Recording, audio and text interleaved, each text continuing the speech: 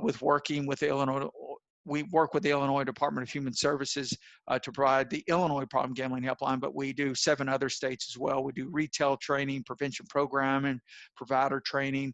We work at, we've done work at casinos with responsible gaming and gambling training. We've written research and white papers and worked with GameSense and RG information centers globally. So we do quite a bit in the community through the Responsible Gambling Department. And that's that. So that's my opening and that's my intro. I do want to get into this information because there's a lot to cover. Okay, so what are we going to talk about today, guys? Is this strictly going to be a COVID type of presentation specifically covering practicing mental health in the pandemic? Not exactly. I mean, this particular, in full transparency, this particular training was written a few years ago. Actually by my predecessors. And I've trained it a couple of times, and it's a great training. We will probably make some references to COVID during this training. I mean, it's almost impossible during this time not to, right? But what we're really going to be looking at exactly is what the title actually entails, guys. Things we must consider as mental health practitioners in a digital age. It's intended to provide newer clinicians entering the field or those who are beginning to maybe start a new practice. You might have been in the field for 10, 15, 20 years, and you might be thinking about starting your own thing. And if you are, and if you're new into this field right out of graduate school or not, or, CADC, but if you're considering going into this field, we're going to cover some things I think that are very important that you must consider in operating in a social media and digital media world, okay? When we're working in the mental health field. Because remember our ethics motto as mental health practitioners: first, do no harm. And really, ethically, we put the needs of our clients before ourselves, especially in practices, right? Think about that priority and how confidentiality plays in our industry. It's so important. We always have to keep the mind on the ball. So with this being said, these are kind of the things that we're going to be covering. For most of you, this is going to be strictly a review, and I understand that because I know I've got a lot of you on here that have done this much longer than I, but for others, this is going to be new, helpful information. That comes from the folks right out of school or just licensed. But this is going to be helpful new considerations you need to think about if you're going to be operating a private practice, right, in a digital and social media world. Even if you've been around a while and you've been practicing in a huge practice or at an agency, and now you're thinking, maybe I might go out on my own. These are some things you have to think about. And we're going to tell you what our take is, what we feel is ethical and unethical. A lot of things you're going to have to decide on your own, but we're going to help you make some of those, or perhaps we're just going to let you know the decisions and considerations you're going to have to make for each role of social media as it comes up. So you won't be surprised. Things like Facebook, LinkedIn, Twitter, some things that you need to think about when you're operating a mental health practice in today's world, okay? Now, I've modified this version of our training into a 1-hour format from like a 6-hour format. It's a full day training that I did.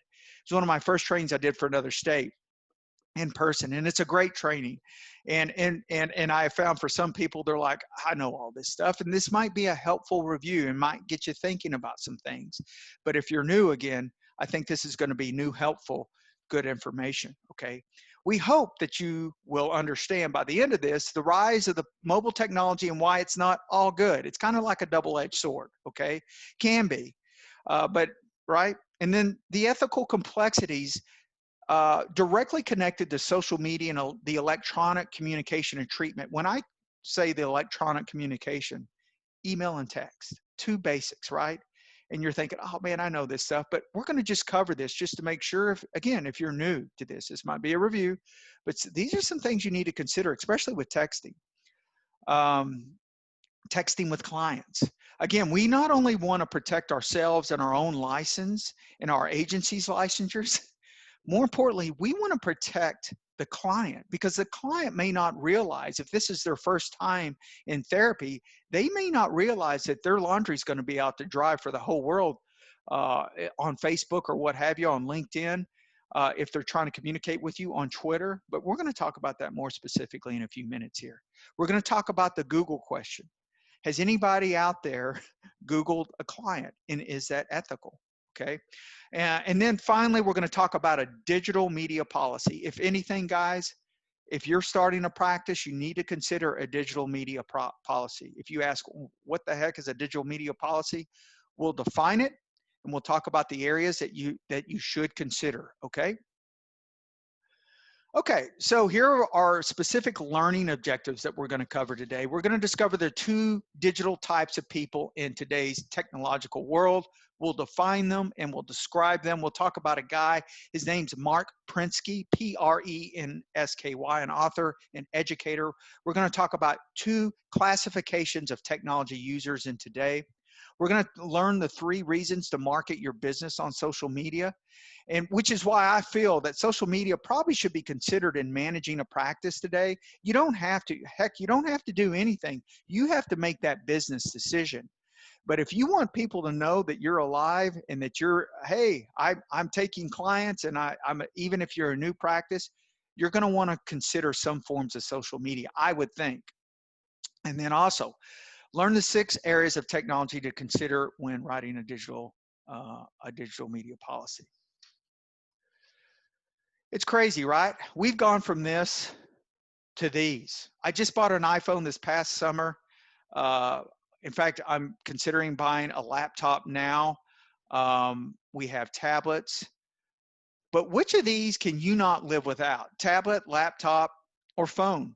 Text me and tell me which one that you use. I personally I'm looking to get well, I've got an iPhone, and that's what I usually look to just use. I'm looking into a new laptop. I'm an Apple guy, personal Apple guy. I use a Windows. That's what I'm operating on here for work. Um, we have tablets, but I like the phone, right? I like the phone. You can do so much on the phone, but guys, think about today's COVID world. If you're wanting to go into a practice, and I speak from experience here because I'm in the middle of that, as you well know, if some of you do or some of you don't. I'm not in Illinois anymore. I'm in Massachusetts, and now I'm potentially looking at a laptop, because my old laptop is one of those old thin apples. What do you call them? I forget, but I may need a new laptop if I want to practice. And you will too, because of COVID. A lot of you may not even need to open a physical space, right? So, but which of these what do you use most? I want to check out and see what you wrote me here. Yes, I am. Well, I say I'm an Apple man. I like Apple. It's user friendlier for me, Mary. Definitely cannot live without my phone, Melissa. I'm the same way. All Apple products. I need a laptop. Thank you, Ellen. Phone. iPhone from Nelson 76. Amanda, phone. Yeah, me too, a phone. But if you're operating and you're thinking about operating a practice, and guys, you can do it with Zoom, of course. You need to make sure that you get you a good, dependable laptop, of course. Or I think you can do it with a tablet too. Anyways, okay. So let's see what's next here. Okay, why this matters. I mean, this is the new normal. It's really not the new normal, right? I mean, this was written not too long ago, a few years ago, but this is becoming a part of who we are, more so during this pandemic, right? We're all connected with laptops, phones, and tablets, even socially, right? We're just all connected. And think about it. Think about if Freud, Adler, or Jung operated in this world, okay? let's say this world technology-wise was coming up just as the mental health world, when the work of Freud, Adler, and Jung in their perspective times came up. I think in the way our world is operating, especially with COVID now, you have to be able to interact effectively with these. And I wonder how Jung, Adler, and or Freud would have done if they couldn't have caught on with being able to have the technical know-how, how to operate these things and know that it's important. Okay. Look, I know there are folks on the call today that have been doing this a long time, and you probably just use referrals. I used to sell real estate in my former business life as well. And I remember there used to be realtors in my office who didn't have to lift a finger to get new clients because they had been in the, and they earned that. They had been in the business 30 plus years. They had referrals. They would help. They would be so busy but they didn't have to do a whole lot of advertising. It's kind of the same in our industry too. Some of you just are referral only. But I think if you're going to go off and branch off on your own, or if you're a new clinician out of school and you're thinking about this, you're going to eventually want to harness technology today. I think this last category to the right is the most important. Our ability to adapt and harness today's technology can be the difference between succeeding and failure, I think. Especially if, as I said, obviously, if you're starting a new practice. This is the avenue to which people will know that you're open for business and taking clients, right? So I'm going to finish that conversation in a minute, but before I do, I want to talk about two technology user types, okay? And this guy named Mark Prensky, okay, he's an author of 8 books and written over 100 articles. He's an educator who actually said this, and I found this interesting because I do a lot of teaching in my position, of course, and presenting. Our digital immigrants, instructors who speak or who speak an outdated language, that of pre-digital age, are struggling to teach a population that speaks an entirely new language. So digital immigrants are what I am. I'm almost a baby boomer Gen Xer, okay? So we've got to watch the language that we speak, is what he's saying, because a digital native was born after 1980, okay? Those 1980 or after, I believe, and then everybody born before 80 are digital immigrants. We have to learn more, a little bit more, because think about if you were born after 80. Some of you might have been on this call, right? I mean, look, you were born with technology, right? So there can be two different languages that we need to be mindful of when we're speaking. Now, let's cover the digital natives first. The digital natives are those who were born in 80 or after, okay? Now, they have always had technology, pretty much. Think about when the internet came up in what, 94, I think? Don't quote me, somewhere in there, 95? So when they were teenagers, I mean, the immigrants, I mean, heck, when that came around, I was almost 30 years old, you know? I was like, what, the internet, what is this thing? But think about in your own lives, if you're a baby boomer, if you had how your thinking probably would have been different if you would have grown up with the internet, right? So they've grown up with technology. They use the internet for everything. They being digital natives, I can say they because I'm an immigrant. Uh, um, some people born into this world are what we call avoiders. Okay, so there's 3 subtypes under the digital natives, and again, these are folks who grew up with technology and born in 1980 or after. They only use technology that's necessary. They probably don't even participate on social media for whatever reason. They may not even have a smartphone, right? And that's digital natives. Yes, these are true, okay? And then there's the reluctant participants. They accept technology as a part of their life. They have to work with it. They have an iPhone, but only use the built-in apps. Kind of sounds like myself. And then there's the enthusiastic participants. These guys, these folks, these men and women, they are ahead of the curve. They are hungry for more and more and more. They buy the new iPhone the day before it comes out, right? Those are the enthusiastic digital native participants. Here are the digital native immigrants, okay? There are avoiders. These are the folks like myself born prior to 80. Some of them never bought a smartphone. Some of them may not even have an email address. Yes, that's true. I know a few, okay? So reluctant adopters, this is more where I fall. Born before 80, of course. I use technology as needed. I don't really get it. I'm not a social media guy. I don't need another distractor from my life of doing things that I need to be doing. So I'm not a Facebook guy. I am on LinkedIn, but that's about it.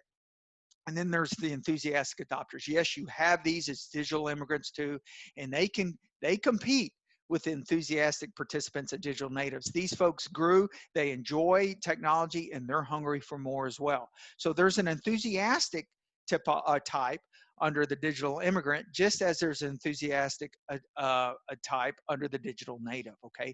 Very hungry for technology. They're always the first in line at the Apple store to get the new iPhone. Their phone is full of apps. I rarely add an app unless I have to because of work, right? Okay, so which are you? And it's good to know where you lie, okay?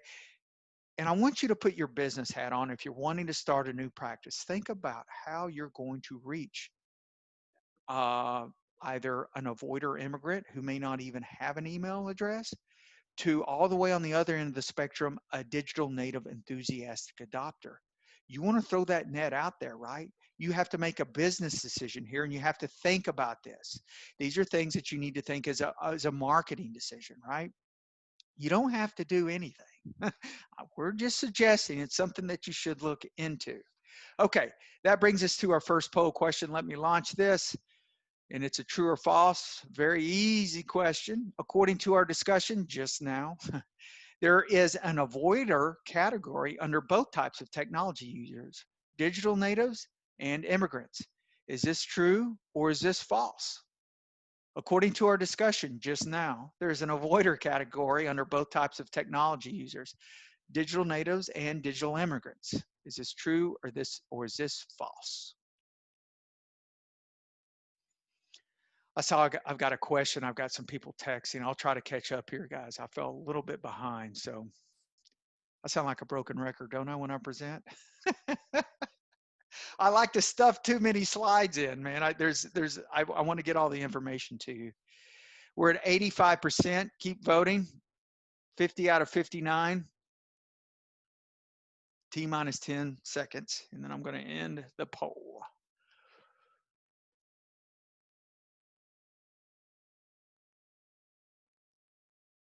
Okay, good. It's true, right? It's true. It's not false. That's okay. You still get counted for having an answer. But yeah, both types. There's an avoider, meaning they're on the other end of the spectrum. You know, they fight technology. You know, I'm almost that. Okay, so all right. And I forgot, I'm going to have to stop share real quick. Bear with me, guys. Before I share screen, I'm going to play a quick video. And you know, I decided to play this video because I think it's very interesting. It talks about personal data being the oil of today or the gold of today, and I agree with that. And businesses are run on personal data. This is a great TED Talk, actually. It comes from Danish journalist Pernille Tranberg. She wrote the book, Fake It, Your Guide to Digital Self-Defense. She talks about these points, and she talks about some things you need to be aware of in the digital world today. So it's a pretty short video, 5-6 minutes.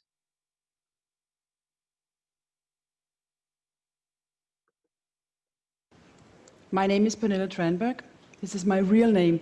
This is my original identity. I use this when I'm online, when I'm on Twitter and on LinkedIn, and when I act professionally. And I love social media, I have to say that. But I also have another name. This name, Pia, I used that for 7 years on Facebook. And all my friends know me. And I use it on Pinterest as well. And that's because I'm not professional there. I tend to be a little more private on Facebook. And I also created a third identity, Nana Bak, and that's because so many pages and apps ask me for personal info constantly. And if you go to fakenamegenerator.com, you can completely make a really good identity where you get everything from height and weight and eye color and even credit card number. So why am I so kind of almost obsessed with this, you might think? It's because I did this book with a very good friend of mine called Stefan Hoyer, who lives in San Francisco, and the research for this book was a huge eye-opener for me. What is actually happening out there on the web and on your phones? We are surveyed 100% in everything we are doing. And to understand that, you have to understand everything about big data. You've probably heard about big data. It's a buzzword these days, right? And one of the best examples some of you might have heard was the supermarket Target in the US, who wanted to get to women before they got pregnant. Actually, even before they even knew themselves that they were pregnant. So they hired some data scientists, and they took all the data they had themselves on their customers and enriched that with data from social media and databases and everything they could buy. And then they created a pregnancy prediction machine. And then they could start marketing their products to these women who didn't even know yet that they were pregnant. And they were so successful that one day a father came down to Target really, really annoyed, saying, well, you're sending these coupons to my 18-year-old high school daughter as if you want her to be pregnant. And yes, she was pregnant. And he came back 2 days after and apologizing, saying, I didn't know she was pregnant. And that's what big data can do. It can predict things we can't even imagine what is happening in the future. It can predict suicides. It can predict whether you're getting pregnant or you are getting an alcoholic. And what can that data be used for? It's only up to your own imagination. Another example of big data is Instagram. A lot of you are probably using Instagram. Why did Facebook pay a value higher than the New York Times? It was an app making no money. 2 years old, 13 people work there. It's because of data. There's so much data in Instagram. Of course, also because it's a mobile app. But there's so much data behind every picture. Every single picture, you tell Facebook where you took it and who took it. And then this whole social graph, you're sharing everything with your friends. That's worth a lot of money. So we're talking about a gold rush. And World Economic Forum calls personal data the oil of today. That is what is making the whole digital world function. And as soon as something becomes so valuable, everybody wants it, right? And we are seeing a black market for it as well. And a guy called Joi Ito, who is the director of MIT Media Lab in Boston, he compares the situation today with the situation in the 50s and 60s, where people were polluting the environment. We didn't think about it that time. And today we're paying a high price for that. He's saying what we're doing today is we're polluting with personal data. And many of us are going to pay a personal price later. I don't know if it's true, but it might be, and that's why I'm worried. It's all about your personal data. It's not one single Facebook update or one search. It's a puzzle. Everything you're doing is collected in big data banks, identity banks, and then it's stored and resold. For example, a data broker, Axiom in the US, they have like 500 million profiles on people. And every single person, they have 1,500 data points on those people. It's not something you join voluntarily. They just take it from the web and databases. And they know, what are you eating on the airplane? What are your vacation dreams? What are your health worries? Everything you're searching on and what you're sharing yourself on Facebook and all the other places. The title indicates that I'm going to talk about sex. I'm not talking about sex in real life. I'm talking about data sex, which is actually something Wired called this, what I'm going to tell you about now, in their last issue. We have two kind of people. We have a person at one extreme who is 100% private, who would never be on Facebook and never share anything. And at the other end, we have the datasexual, who will be completely sharing everything. They'll have a Nike Fuel band and tell everybody, well, I've been running so long now, and they're measuring their pulse and everything. And I think I'm somewhere in the middle, leaning towards a private person, and I'm going to get back to that as well. For me, it's all about trying to control who knows what about me when. It's not the traditional term privacy. It's about controlling my own personal data. Okay. I think and I'm glad she closes on that, because that's what I kind of want you to think about, where you fall on that continuum, right? Because your personal data, because this is about protecting you too. But as we go through these slides, I only have a half hour, a little bit under now, is I want you to think about that and what's out there. I skew more towards the very more private. I'm not even on Facebook. So, and I'm not saying that's right, wrong, or indifferent. No judgment. I've got friends who are on, even at my age, uh, they're on every Twitter, everything, right? And that's fine too. That's your own personal decision. But what I'll say is, being a practitioner in the mental health world, we have to be mindful of our clients too, and that's what we're going to be talking about. So let's first talk about texting. When we talk about digital communication, we're talking about two types here. Okay, we're talking about texting and email, and that's all we're going to cover as far as communication. Now, as you know, texting is one of the most common forms of communication for digital natives, those born after 80 or after.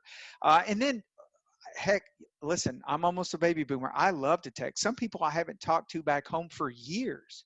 We've always just texted. But again, remember, we're talking about with clients, okay? Do you text with clients? It provides an instant attention to needs, but it's not as in a secure form of communication. That doesn't mean that you can't use it. And I'm sure a lot of you, if not most of you, if not all of you, text with clients, but just a couple of things to think about. Texting, of course, is being used right now, as I just said, in many different areas, including addiction, which most of us on this call um, serve this population. And it's great. It can be used for appointment reminders. And the only thing is, it's so fast and immediate, but it's not as secure as email, right? I'm going to talk about email here on the next slide. But the thing with text too is, if you haven't, and if you've done this for a long time, you know you've been challenged probably with boundaries with texting with clients, meaning they can text you at Sunday night at 11 p.m., right? You know, those boundaries a lot of times might be pushed. Okay. So it's something that you want to think about, and something you might want to include in your digital media policy that we're going to talk about eventually here. Now, emailing is used more widely, it's more secure, but the challenge here is to respond immediately. You know, the thing is, though, in today's world, most of us, look, most of us can communicate with our phone, right? And email on our phone. So a lot of us, we can check that throughout the day. The thing is, if we're working with a mental health emergency, we've got to be able to do it very quickly, right? So we want to lay down in the digital media policy and let them know right away that, hey, look, two things. Number one, you want to set a number of times that you check your email if you're emailing with clients. You could be 2, 3, 7, whatever. Okay, right? But you need to set that number and let the client know how many times. Let's say it's 3. Hey, I just check it 3 times daily: morning, midday, late afternoon. And if you have a mental health emergency, call 911, right? You've got to make sure that you clarify that with them. Okay. And you need to remember to, again, to check it regularly and have a set number of times that you do check it to keep yourself honest. Now, save passwords for your emails can breach confidentiality. If you're working in a practice with other clinicians, you just got to make sure that everybody's being diligent and using their own passwords. And remember, you can control your confidentiality on your end, but again, we have to look out for the client. They may not even know that they need to look out for themselves, because their information can be put out there. Someone can see a text on their email, they can see. So we've got to warn them and let them know that they can be vulnerable with communicating digitally. Now, here are 2 examples of secure email systems, oldies but goodies, like Hushmail. Hushmail offers basic services for free, but charges for HIPAA compliant email.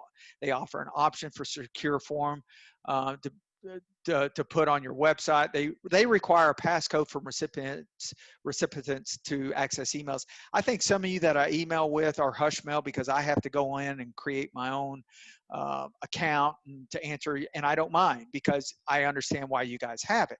We have to have it to keep things safe for ourselves and our clients. I did a little of recent research. There's several other types: Zoho Mail, Proton Mail, Posteo. I think it's Totonata. Is that right?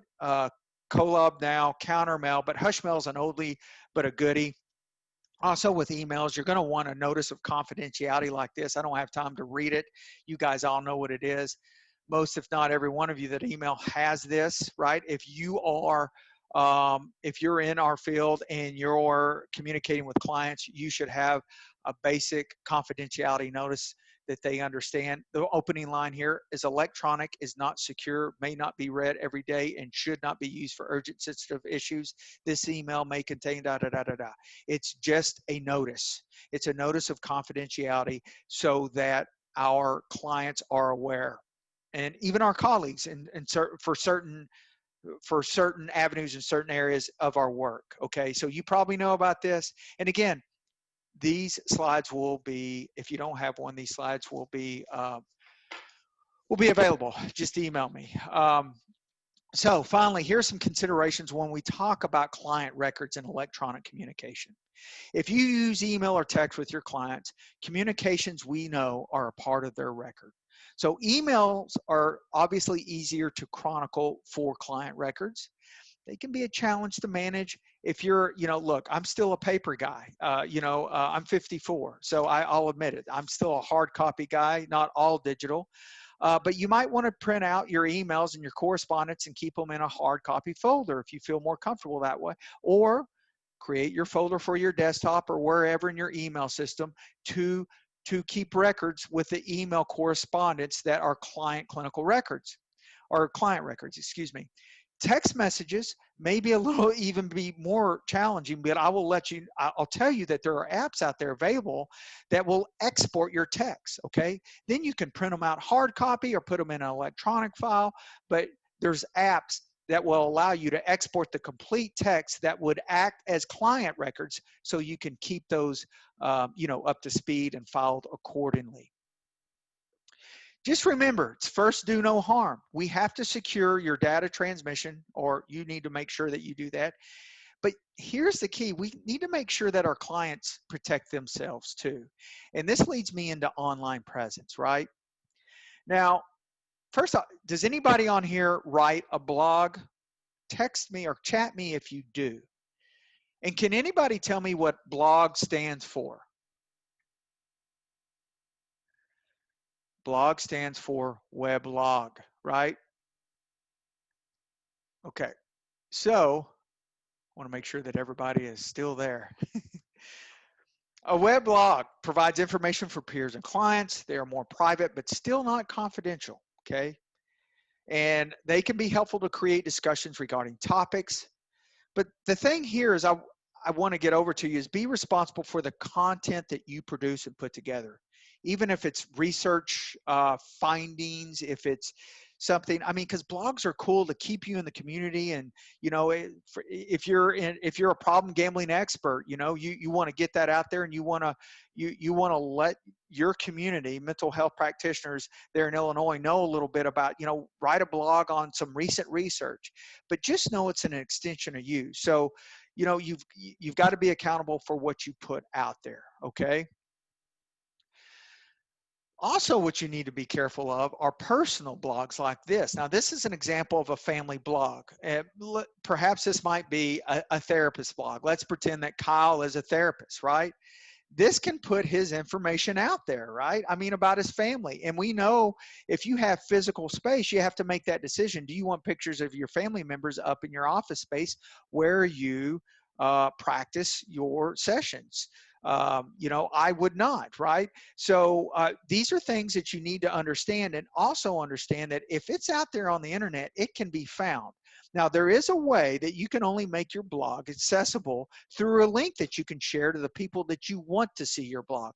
But if you put it out on the internet, it could be accessed from clients, people that you are treating. Now, here are a couple of things also that you need to consider with blogs, either if they're personal or they're business, or you have both, or right. First, you need to consider your target audience and know that realm, if you will. Know how to market to it, know how to protect it, all those things, know what to consider. And again, if you put it out there on the web, clients can find it. They can Google it. We're going to talk about Googling here in a minute. And the second thing you need to consider is comments. Do you not want to mess with comments and even see them? Personally, you need to know that you need to, you better be ready to read the good, the bad, the ugly, and the crazy, right? Even on a personal one. And then, or do you not even allow comments, or are you good with that? And if you are good with reading your comments and leaving that open, then just know that perhaps you never know what you're going to get. And just know if you put out a blog, a family blog or a personal blog out there, that you can be accessed from eventually a client if they want to do some research on you, okay? So something to consider with blogs. Now let's talk about social media. Facebook is probably the most common form of communication in the 21st century. 10 years ago, there were over 500 million, 10 years ago, over 500 million users of Facebook. Let's fast forward to 2020. How many do you think there are now? I did a little research. 2.7 billion. 2.7 billion people on Facebook, right? Wow. So how many do you have, right? When I say how many do you have, how many forms of social media do you interact on? Now, this brings us to our second learning objective to the right, okay, which lists 3 reasons that you should probably consider marketing your business on social media today. Again, you don't have to do anything. And if you're older and you've been running a practice for 35 years, I get it. You probably just work on referrals, right? But if you're new, this is might be an option for you, okay? And it helps you market your business to prospective clients. It helps share inspirational material with prospective and current clients. You can do this on Facebook Business. You can do this on LinkedIn. I read great things on LinkedIn. That's what I'm on. And there's some great blogs and great things that people share in my community, okay? In my network. But you can share resources with clients and colleagues, and we'll talk more about clients here in a minute. Personally, let's pretend, and those are the 3 reasons why. That's your second learning objective for today. But personally, you can stay in touch with family and friends. You can share personal experiences with loved ones. I think it's a great way to stay connected, right? And it's fun. I mean, I don't do it. My family members do it. My wife's on it. The only way my friends are able to find me from high school is they contact my little sister. Is Robbie still alive? He's not on Facebook. Again, I'm not one of those anti-Facebooks. I don't even want to go, you know, and I get it. I understand in today's world, politically and otherwise, unfortunately, we're one side or the other. It's not about that with me. I just never got on it, and I never really found a lot of interest. But it's fun, right? Facebook, you can share photos, you can share your life, you can do some fun times. I just think balance with this is important, is what I'm saying. I don't knock Facebookers at all. It's fun. If my wife hears me down here broadcasting what I'm talking about, her ears are probably perked up because she loves Facebook. I'm not judging here, but again, we're talking about mental health practitioners working in this world. And that's the considerations we need to think about. I mean, think about friending or not friending issues with the therapeutic relationship with a client, okay, right? And if you don't know what friending or not friending is, and folks, there are people who don't, just in the case, friending someone allows them to see your personal information. And you can set restrictions on that, but they still see all your pictures, and you share with them your life and what you're doing now and all these types of things, okay, if you friend someone. If you reject a person's friend request, they'll know that you've rejected them, okay? But think about a client. Either action, if you accept them as a friend or you deny them as a friend, it's going to have a major impact on the therapeutic relationship, especially a digital native, right? A digital native who that's all they've ever known, who grew up on this, it's going to happen. Has this happened to you with a client, right? So unfriending, just know when you friend someone, there's always the possibility to run into that awkward situation of having to unfriend them. And there are actual apps that can track who unfriends you. Here's my rejection report. Nice. I don't even want to know. For many digital enthusiasts, where the social media is their world, literally, it can have a huge, significant impact, right? But here's an option that I would recommend, and I should, once and if I get my practice running here in the Boston area, and I'm not saying this is a have to, and I haven't done it. I'm sure a lot of you have. Facebook pages, right? It's the old school yellow pages, and it's online space on Facebook where you can advertise your practice. And you can do this, and people won't see your private stuff, right? People are able to like your page, which will not, show them your personal information. It helps the client stay up to date with things that can change in your business if you do consulting or training like this. You just need to be mindful that everyone that you come in contact via your practice, Facebook pages included, if that represents your practice, could become a client. So just be mindful of that, with your objectives and your policies that are tied to your Facebook page. We could go on and on and on about friending, to friend or not to friend, okay?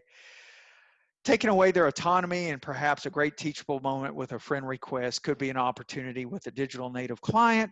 Or should we even spend the therapeutic time and energy on this and just block them to focus on their things in their treatment plan? Either way, guys, it's something you need to consider when you decide to incorporate Facebook into your practice's business plan. Even if you do Facebook pages, you need to lay out in your policy that, hey, I don't friend anybody. I don't friend clients for various reasons, and you can list those in your media policy. But I think it's best with friending to stay away from that. But this is up to you. And if you friend clients, that's again. But I would lay it out in your media policy that if you don't want to friend client, that you upfront, I don't friend clients just for clinical reasons, therapeutic relationship reasons, what have you, so that they understand, so their feelings aren't hurt. So you need to lay that out down in the digital media policy. And as far as personal accounts go, I would totally avoid that, or I would avoid that. Friending and unfriend the whole issue with clients. Okay, so let's now talk about tweeting. This is a great example of someone who works for the American Red Cross, who kind of got their wires crossed here, literally. It looks like they needed to send out some very important information from their business Twitter, but their personal Twitter background came up. That looks like a travel blog behind there, right? Hey, look, the obvious example I can use is a political one with the President of the United States, who loves to tweet, who's probably tweeting right now as I speak, who has probably run him into some trouble. But let's not go there. Let's talk about Charlie Sheen. Do you remember 10 years ago when he got in his tight spots? I think tweeting hurt him in the long run. So I don't think, needless to say, Twitter is not for people with impulse control disorder issues, right? Or impulsivity issues. It too is a double-edged sword. It's a platform that allows and encourages for constant, immediate dispersal of information as it happens. It's often used to share how you're feeling or doing at a given point of time. And when clients see this information, it can be helpful or hurtful to them, because a lot of times clients, even if you talk about something political in today's world and you talk about it in a session, which I'm sure with a lot of your clients, perhaps the current environment, political environment with the election coming up, might be a topic that you talk about with clients. Well, if you comment something politically and tweet about it, about a president's tweet, a lot of our clients are working with distortions, right? They may personalize it and say, hey, he's talking about what we talked about last night. Just be mindful of that. And how can you cover yourself with that? Get your name out to you can do this in the digital media policy, is how you can cover yourself, and just let them know that everything that we tweet is not related to sessions, personal issues, you name it. So again, this is another point you can include in your media policy. But how can Twitter help your business? It gets your name out there, it gets your name out there with clients and even some colleagues. And you can offer helpful hints and notes and research that you found or that's been published. But it's a good way to get your name out there. Okay, so this brings us to the second poll question. The second poll question. Sorry, guys, I know you got some great comments, but I'm having to shoot through some of these poll questions. Whoops, okay. Hold on one second. And I am going to send out the second poll if I have it. Stop share results. Okay. And the second poll reads, launch polling. Here we are. Which of the following statements are true regarding Twitter? Is it A, it encourages immediate dispersal of information as it happens? Is it B, it's used to show how you're feeling at any given time? Is it C, it can be helpful or harmful to clients? Or is it D, all the above are true? Or is it E, none of these are true? Which of the following are true statements about Twitter? Is it A, it encourages immediate dispersal of information as it happens? Is it B, it's used to share how you're feeling at any given time? Is it C, it can be helpful or harmful for clients? Is it D, all of these? Or is it E, none of them are true? Now, as we're answering this, I will tell you it's the answer. I'll give you the answer. It's D. It's all the above are true. So I'll let you guys see. Now you're answering. We're up to 86%. I'll give you 5 seconds. 88%. The answer is all of these are true. Okay, very good. And there's your results. Okay. All right. Okay, guys, let me just move along here. Okay, listen, if you're in the mental health field, this is not the picture you want to send out, right? You know, where I went to graduate school, I think they had someone, it might not have been from LinkedIn. LinkedIn's a professional network, as you probably well know. But they said, if you're going in the mental health field, you want to have a professional picture where you look approachable, right? So you want the combination of two. A business type persona that you send out that's where you're approachable is what's best. Now, those of you who've been working with us for some time, you probably know Matt McCrary. He was our predecessor who ran the department, did a great job. But this is a great picture, profile, professional. LinkedIn is used for professional networking. There's less concern about the inappropriate information getting out about you. So what's the problem? Well, the problem is, as you know, with LinkedIn, you can join someone's network. You can introduce people. So how can you explain the relationship with a client, right? Again, this is another area that you need to probably address in your digital media policy. Like, hey, we don't take on, I don't allow in my network clients for this very reason, and let them know. Now, there's a social media. Here's some social media. I don't have time to go into these, but for your particular licensures, again, if you want these slides, let me know and you can look these up. But this covers multiple relationships, which is what all these cover. With the ACA, there was a specific code a few years ago on social media, and this is what it looked like, just for example.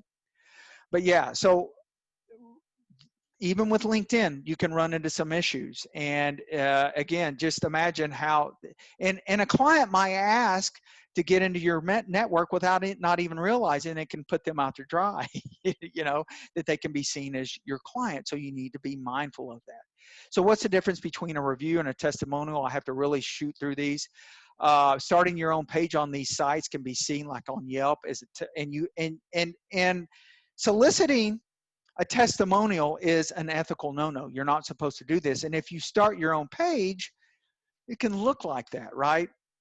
Now on Yelp, if there's a page that started on your practice, guys, you can, there's a button on there that allows you to take ownership of the page itself. Yelp's policy is the only way a review can be removed is if they violate these terms of services somewhere along the line. So what I recommend is if you get a critical review from a client, I wouldn't even address it to, definitely don't address it publicly on a public platform, one. Two, there is a way on Yelp, I believe, that you can do it privately, but it's probably best to do it in an online session in today's world because of COVID, or if you're seeing someone in a physical space in a session itself. Here's some more solicitation testimonial codes, which, you know, the social workers, APA, ACA cover. It might be looking into you. And I would stay abreast on all these codes, whatever your particular licensure shows. Here's a pretty safe way to get some feedback. It's not open-ended testimonials, but they're survey forms, and it's compliant with HIPAA per user agreements, okay? But remember, setting up your own page could be seen as soliciting testimonials. But if you want feedback, you can go through Healthgrades. Again, it protects you and your clients. It's HIPAA, compliant with HIPAA per user agreement, and it's a survey. It's not an open-ended testimonial. Googling clients, I'm going to get right to it because I'm running out of time. What we would say about Googling clients is, you know, there's really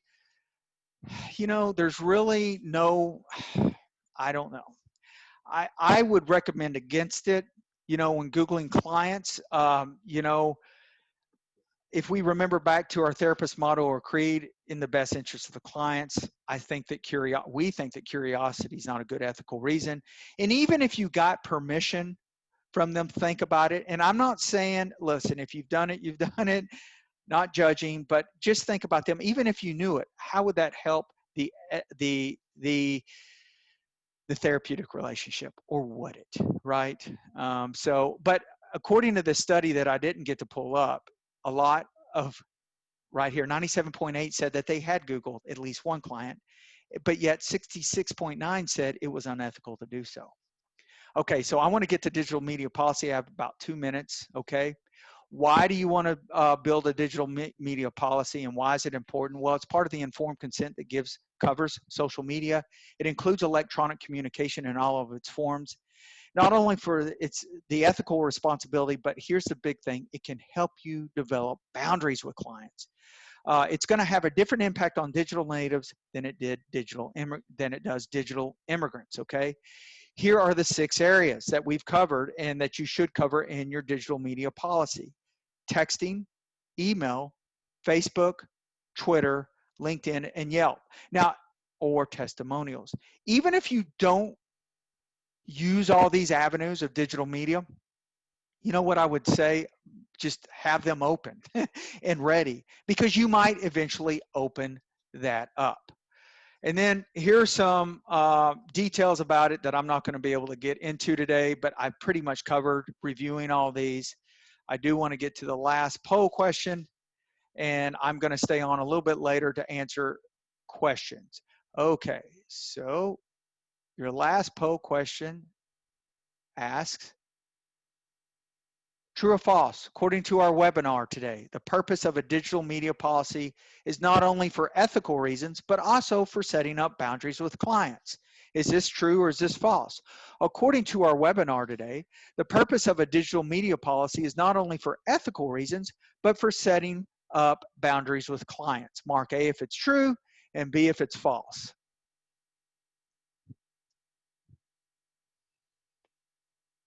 82% have voted.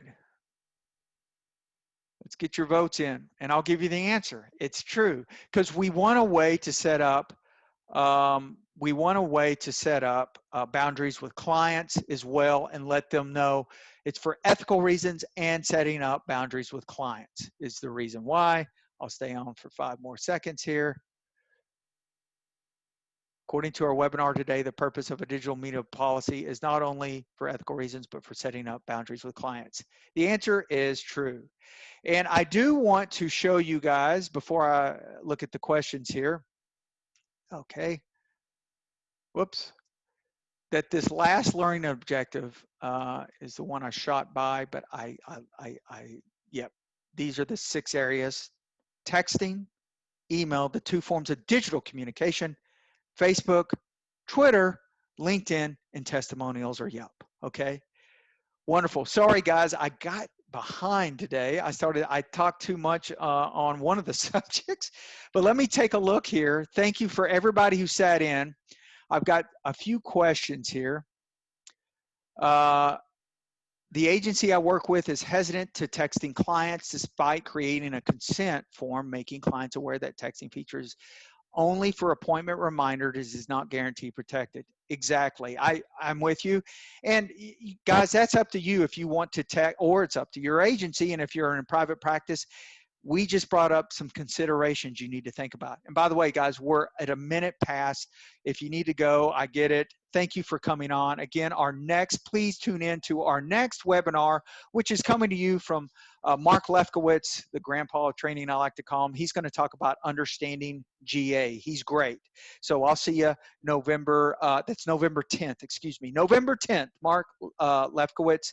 And to register, go to weknowthefeeling.org. Okay.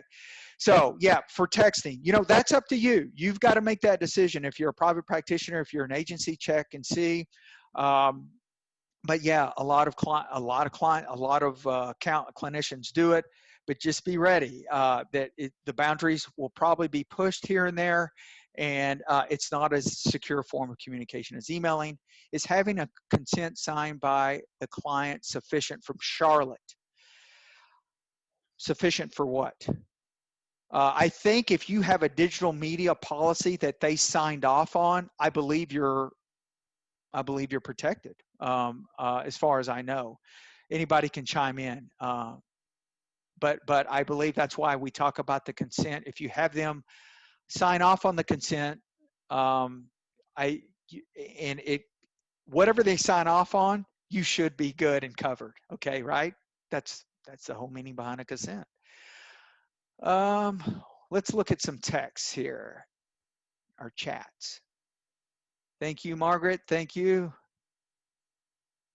It is really no needed in this age and shutdown time. Thanks very much, Mary. Thank you. Thank you. All practices in an agency should have a social media. Yep, on informed consent. Agreed. Too many privacy issues on them, Ellen. I agree with that. But I think too that you got to have some digital marketing out there. It's just a balance and it's a personal thing. But if you choose to go this route, these are the things you have to think about, right?